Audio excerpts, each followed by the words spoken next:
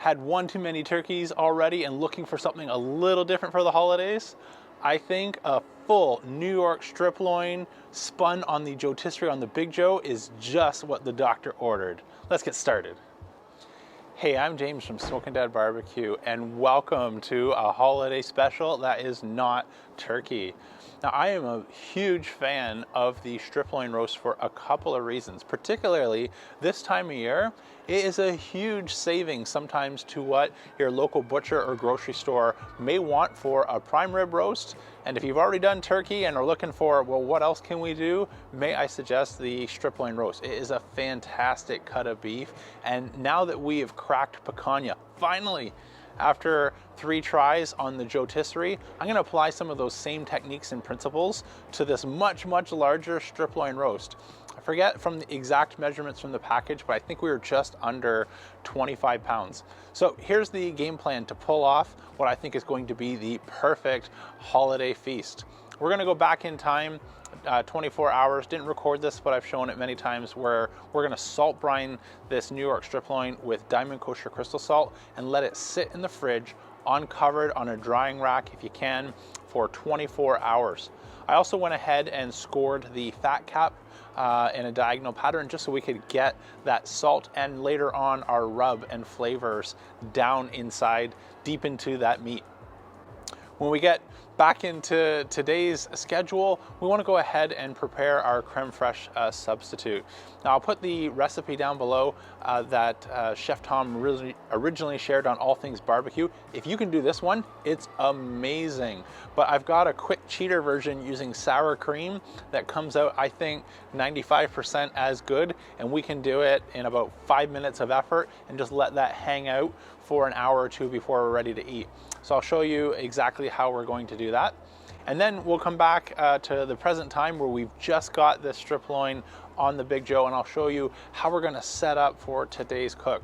So our game plan to pull off the cook today is we are gonna let this spin at sort of a medium temperature range. 300, 350, 375 is about as high as I want to go. I don't want to sort of completely burn the outside with those flames in inferno mode and be raw on the inside. At the same time, as we know from our picanha experiments, we don't want to wait too long and not be able to get that crust and caramelization going on before we do, in fact, release inferno mode on this glorious strip loin. So the plan is to give it about an hour or so with the dome closed. We're going to check the internal temperature and then start adding some more and more heat until we get the outside to look and taste as wonderful as we want it, as well as that perfect sort of medium rare target temperature for the inside. This is going to be a good one. You're not going to want to miss it. Let's get started. So if you have the time a day ahead of time, this recipe works amazing with a full fat cream and a little bit of buttermilk to make our own creme fraiche. But in a pinch, I'm going to use some sour cream. So I'm going to use 3/4 cup of sort of full fat heavy sour cream and 1/4 cup of sort of your normal table sour cream, just to make sure it's not too thick. I've cut it from 1/4 of a cup down to 1/8 of some spicy horseradish. And then we've also got salt, pepper, and I'll just bring out the sage as well that we've minced finely. So let's go ahead, add these ingredients. I'll take you fast forward while I do that and grab the sage.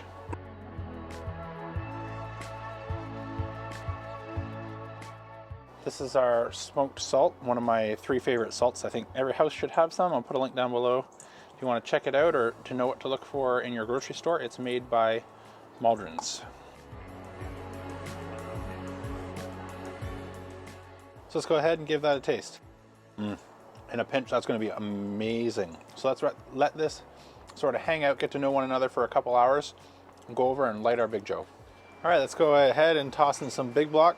Using Big Block today for 2 reasons. One, it was on sale for an amazing deal. I think it was like half the price of some of the other bags I bought lately, and I love the flavor. So I actually want to, it's been a while, to do some flavor experiments. So that's what we're going to toss in today.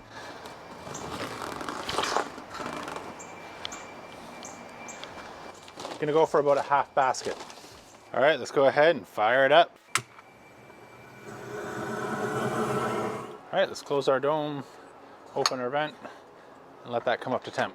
All right, while our Big Joe is coming up to temperature, let's go ahead and start working on our seasonings. Now, I already dry brined this roast 24 hours ahead of time with Diamond Kosher crystal salt, so you can start to see getting a little bit redder and getting a little dry tactile to the touch. And so we're going to use a binder today to help our rubs adhere to this amazing looking strip loin, but I'll cover that in a minute. First thing we want to do is go ahead and insert our spit.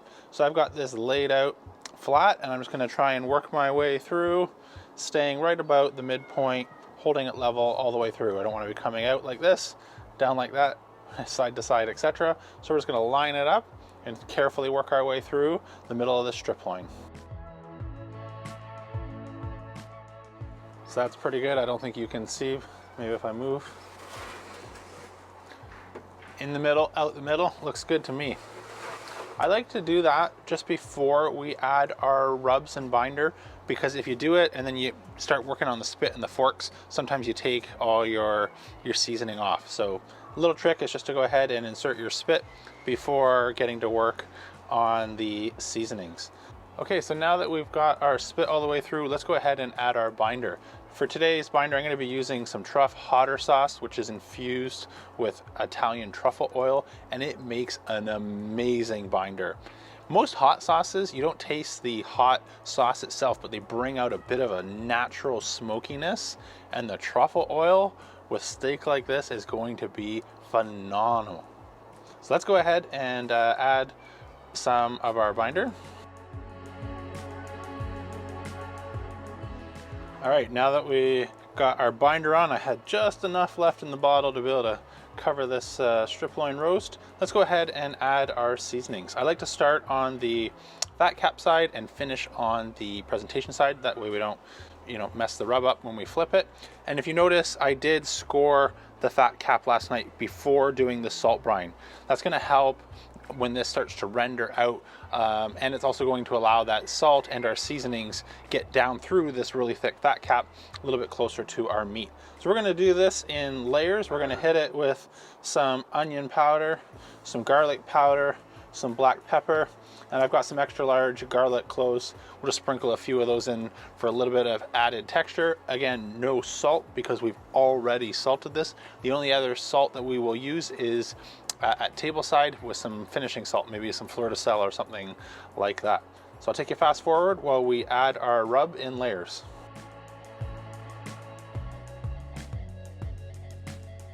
All right, before we go in and wash up, let's go ahead and just slide our forks into position. I'm going to leave them loose so we can adjust everything once we've got it on our Big Joe.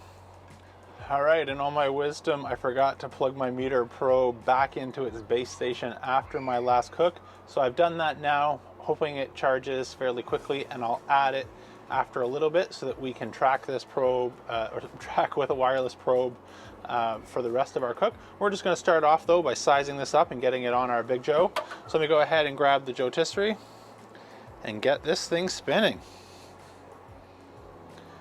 All right, let's slide this into place and adjust our forks.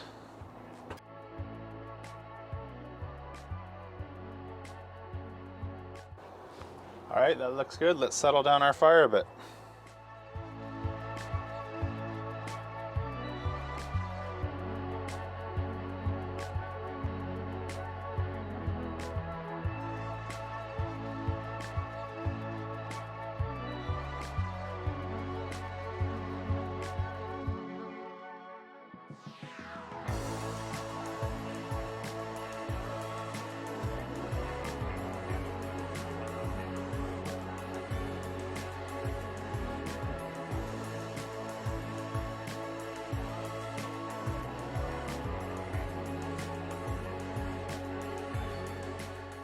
All right, we are probing the temp we want, so let's go ahead and turn this off.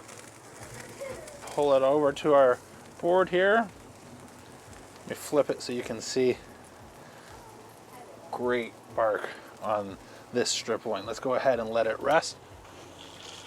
We're gonna let it rest for at least 20-30 minutes. Shut down our Big Joe. Okay, so this has had 30 minutes to rest. Let's go ahead, cut it open here in the middle. Just perfect medium rare. That looks really good.